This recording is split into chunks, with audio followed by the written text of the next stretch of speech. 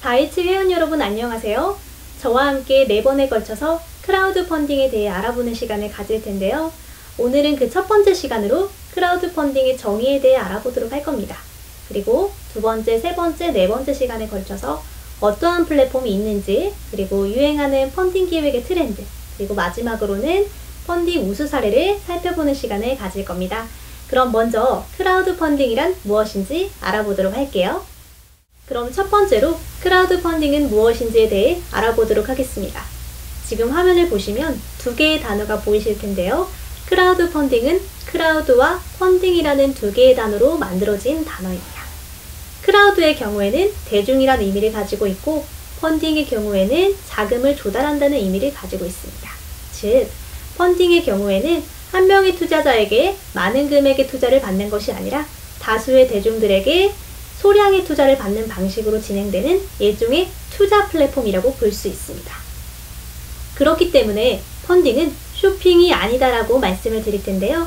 크라우드 펀딩 자체가 내가 물건을 구매하고 약간의 비용을 지불하는 방식이기 때문에 쇼핑이라고 착각할 수도 있겠지만, 쇼핑 플랫폼이 아닌 기본적인 정의는 투자 플랫폼이라고 이해를 해야 됩니다.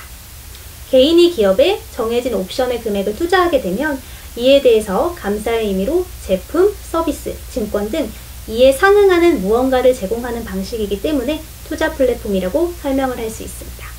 이때 무언가를 제공이라고 적어 놓은 이유는 단순히 제품만을 제공하는 방식이 아니어도 되기 때문입니다.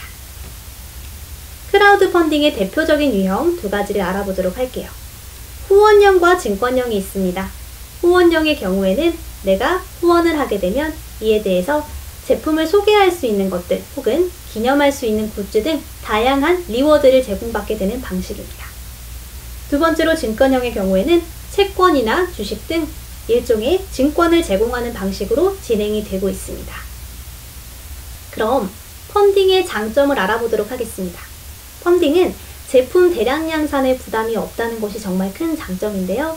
시제품만 완성된 상태에서 홍보를 하고 사람들이 구매를 하고 펀딩이 성공한 경우에만 해당 수량만큼만 생산하면 되기 때문에 재고의 부담까지 없다는 아주 큰 장점이 있습니다. 그리고 제품 제작 기간이 넉넉하고 제품 제작 기간을 어느 정도 보장해주기 때문에 핸드메이드 제품의 경우에도 수급에 문제없이 고객들에게 제공을 할 수 있습니다. 다음으로 시장 반응을 미리 살펴볼 수 있다는 장점이 있는데요. 펀딩 플랫폼의 경우에는 MZ세대들이 굉장히 많이 이용하는 플랫폼이기 때문에 이들의 생각과 이들의 소비 패턴을 미리 살펴볼 수 있는 좋은 시장조사 자료가 될 수 있습니다. 마지막으로는 충성도 높은 고객을 확보할 수 있다는 장점이 있습니다. 펀딩의 경우에는 내가 단순히 제품을 구매하는 것이 아니라 이 기업의 생각과 이 제품에 담긴 스토리를 구매하는 방식이기 때문에 이러한 사람들은 우리의 후속 제품에도 후원을 해줄 확률이 높아집니다. 그럼 이제 펀딩의 특성에 대해 살펴볼 텐데요. 펀딩은 유통이 아닙니다. 그렇기 때문에 내가 자사 제품일지라도 이미 시장에 내놓은 제품에 관해서는 펀딩을 하는 것이 불가능합니다. 하지만 와디즈라는 플랫폼의 경우에는 해외 제품이라면 국내 독점 계약에 한해 펀딩을 할 수 있도록 허용을 하고 있습니다. 또한 메인 리워드와 함께 제공되는 서브 리워드라던가 증정품에 대해서는 이미 유통한 이력이 있어도 제공이 가능합니다. 단 이 펀딩 메인 리워드의 경우는 시장에 내놓은 적이 없더라도 서포터가 리워드를 수령할 때까지는 이 제품들을 펀딩해서 판매를 하고, 그리고 이를 일반 유통을 해서는 안 됩니다. 정리하자면 리워드를 수령할 때까지는 나는 이 제품을 아직까지 시장에 내놓아서는 안 된다고 정리해 볼 수 있습니다. 그렇다면 펀딩은 대체 언제부터 준비를 해야 될까요? 판매 시즌보다 최소 2개월 앞서 준비하자라고 설명을 드리고 싶은데요. 물론 펀딩 페이지를 오픈하고 사람들이 구매를 하는 데는 그리 오랜 시간이 걸리지는 않습니다. 하지만 크라우드 펀딩에는 절차가 까다롭기 때문에 넉넉한 시간을 잡고 준비를 해두셔야 되는데요.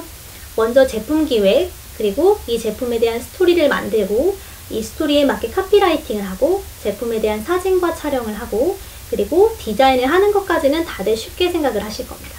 하지만 마지막 절차인 오픈 절차 때문에 시간이 많이 걸리는 경우가 많습니다.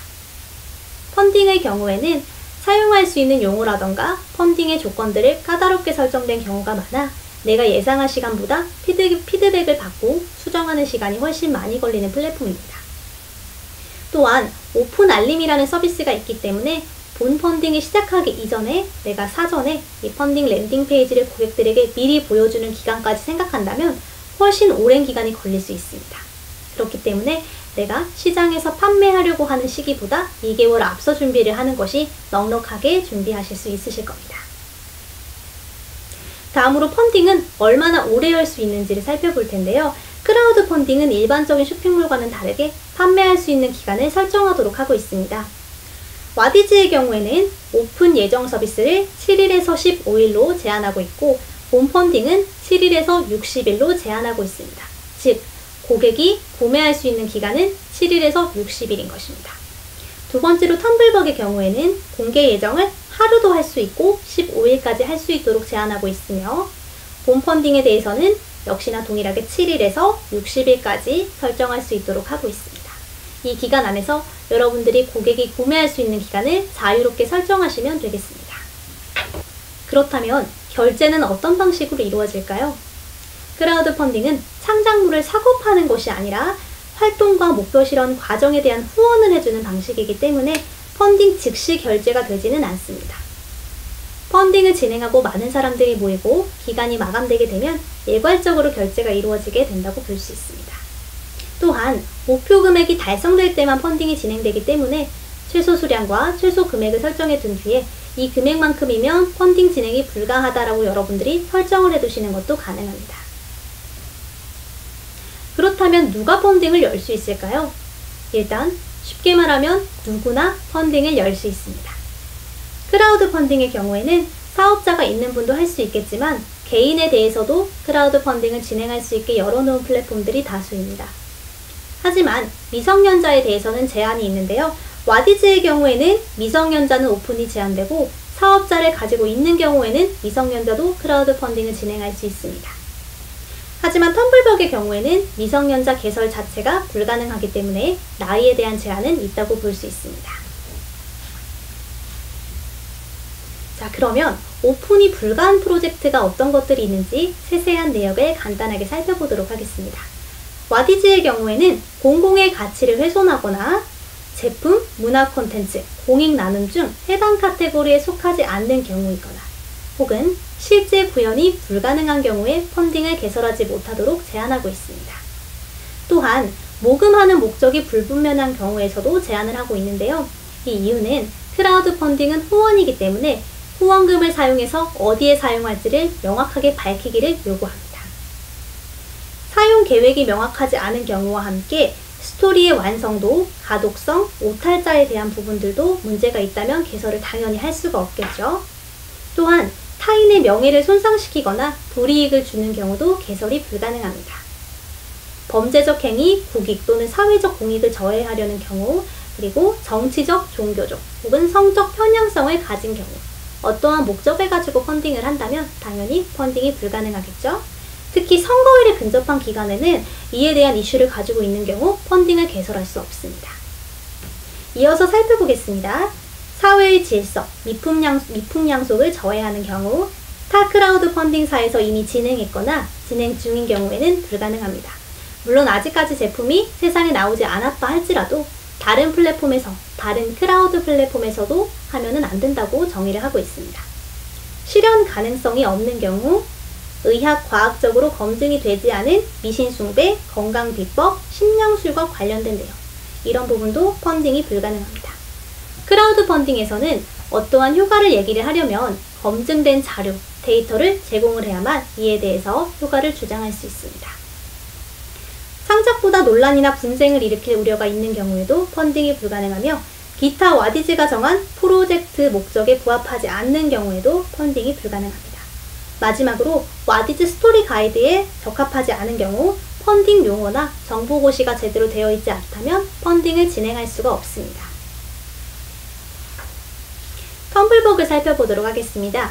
텀블벅의 경우에는 역시나 시중에 판매되거나 유통되었던 제품은 판매가 불가능합니다.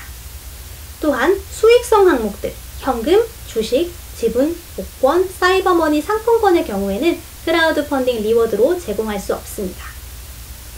추첨을 통해서 일부의 사람들만 선물을 받을 수 있는 경우에도 펀딩이 불가능합니다. 성인 인증이 필요한 성인용 제품 또는 콘텐츠에 대해서도 크라우드 펀딩 개설을 제한하고 있습니다. 마지막으로 무기류, 군복, 군용장구, 경찰 제복 및 장비, 라이터 등 위험하다고 판단되는 품목에 대해서도 크라우드 펀딩을 개설할 수 없습니다. 다음 슬라이드로 넘어가서 조금 중요한 부분을 살펴볼 텐데요. 텀블벅의 경우에는 기부 및 후원을 공약으로 한 크라우드 펀딩은 개설이 불가능합니다. 이 부분이 와디즈랑 가장 다른 점이라고 할 수 있습니다. 기부 및 후원이 안 되는 것이 아니라 정확히는 제3자를 위한 기부 및 후원을 공약으로 하는 것이 불가능하다는 점으로 정리해 볼 수 있겠습니다. 만일 후원을 받고 싶은 예술가 본인이 본인의 작품을 제공한다라고 기재하고 본인에게 후원을 요구하는 경우에는 가능합니다. 하지만 제3자가 특정 예술인을 후원하기 위한 목적으로 크라우드 펀딩을 오픈하고 해당 수익금을 누군가를 위해 사용하는 데 쓰이겠다라고 공약을 한다면 이러한 경우는 제한한다고 볼 수 있습니다. 오늘 이렇게 크라우드 펀딩의 정의에 대해 살펴보았습니다. 그럼 다음 시간에는 크라우드 펀딩 플랫폼에는 어떤 것들이 있으며 플랫폼별로 어떠한 장점과 특징이 있는지 좀 더 세세하게 살펴보는 시간을 가져보도록 하겠습니다. 감사합니다.